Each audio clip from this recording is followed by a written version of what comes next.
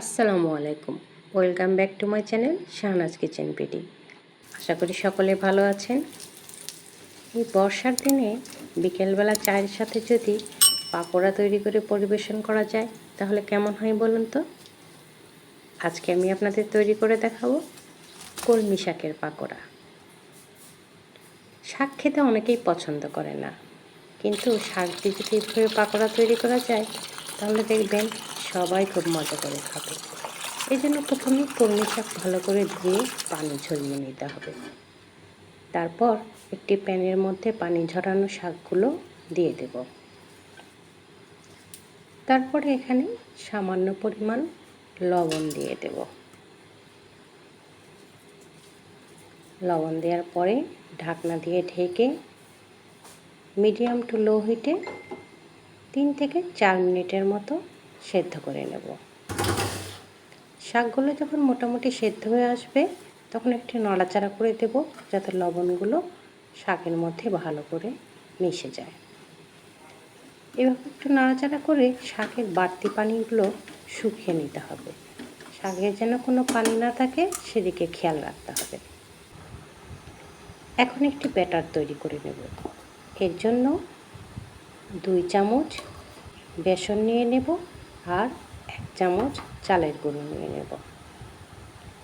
এখানে দিয়ে দেব 1 চা চামচ হলুদ গুঁড়ো, 1 চা চামচ মরিচ গুঁড়ো আর 1 চা চামচ ধনে গুঁড়ো, আর দিয়ে দেব 1 চা চামচ লবণ। শুকনো উপকরণগুলো বেসন এবং চালের গুঁড়োর সাথে খুব ভালো করে মিশিয়ে নিতে হবে। এরপরে অল্প অল্প করে পানি দিয়ে একটা সুন্দর মসৃণ ব্যাটার তৈরি করে নিতে হবে। একবারে বেশি পানি দিতে যাবেন না, এতে করে ব্যাটারটি পাতলা হয়ে যাওয়ার সম্ভাবনা থাকতে পারে। এই জন্য অল্প অল্প করে পানি দিয়ে ব্যাটারটা তৈরি করে নিতে হবে। ব্যাটারের ঘনত্বটা একদম পাতলাও হবে না, আবার একদম ঘনও হবে না। একটু একটু করে পানি দিয়ে একটু সময় নিয়ে ব্যাটারটি খুব মসৃণভাবে তৈরি করে নিতে হবে। দেখেই বুঝতে পারছেন ব্যাটারের ঘনত্বটা কেমন হবে। ব্যাটার তৈরি হয়ে গেলে ব্যাটারটা 5 থেকে 10 মিনিটের জন্য রেখে দেব। এরপরে একটি কড়াইয়ে পরিমাণ মতো তেল দিয়ে নেব। তারপরে শাকগুলো অল্প অল্প করে নিয়ে ব্যাটারের মধ্যে ডিপ করে তেলের মধ্যে ছেড়ে দেব। তেল খুব বেশি গরম করতে যাবেন না, এতে করে পাকোড়া দেওয়ার সাথে সাথেই পাকোড়াগুলো পুড়ে যাওয়ার সম্ভাবনা থাকবে। তাই তেল মিডিয়াম হিটে রাখতে হবে। একে একে সবগুলো পাকোড়া দিয়ে দিলাম।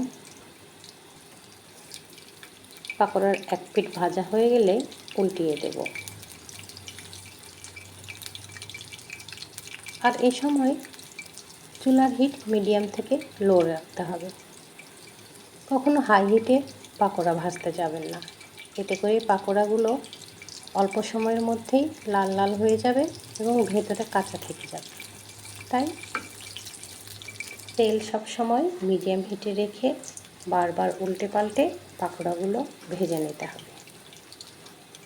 খুব লালচে করে ভাজা যাবে না, এতে করে পাকোড়াগুলো খেতে ভালো লাগবে না। পাকোড়াগুলো 2 পিঠই যখন গোল্ডেন ব্রাউন কালার হয়ে আসবে তখন পাকোড়াগুলো তেলের মধ্যে থেকে উঠিয়ে নিতে হবে। তেলগুলো ভালো করে ঝরিয়ে একটি কিচেন টাওয়ালের উপর পাকোড়াগুলো রেখে দেব। এতে করে পাকোড়ার যে বাড়তি তেলটা আছে সেটা শুষে নেবে। এভাবেই আমি আরেক ব্যাচ পাকোড়া ভেজে নিচ্ছি। অনেক সময় বাচ্চারা শাক খেতে চায় না, তাই বাচ্চাদেরকে যদি এভাবে কলমি শাক দিয়ে পাকোড়া তৈরি করে দেন তাহলে দেখবেন খুব মজা করে খেয়ে নেবে।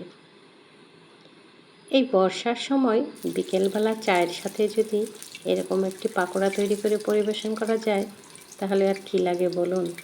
পরিবারের সকলে খুব মজা করে খাবে। দেখতে দেখতে আমার আরেক ব্যাচ পাকোড়া ভাজা হয়ে গেল। শব্দ শুনেই বুঝতে পারছেন পাকোড়াগুলো কতটা মুচমুচে হয়েছে। এভাবে পাকোড়া ভেজে আপনারা বাচ্চাদের টিফিনে কিংবা মেহমান আসলে নাস্তা হিসেবে অথবা বিকেলের স্ন্যাক্স হিসেবে ব্যবহার করতে পারেন। আজকে আমার রেসিপিটি যদি আপনাদের ভালো লাগে তাহলে আমার ভিডিওটিতে একটি লাইক দিয়ে আমার চ্যানেলটি সাবস্ক্রাইব করতে ভুলবেন না। সকলে ভালো থাকবেন। আল্লাহ হাফেজ।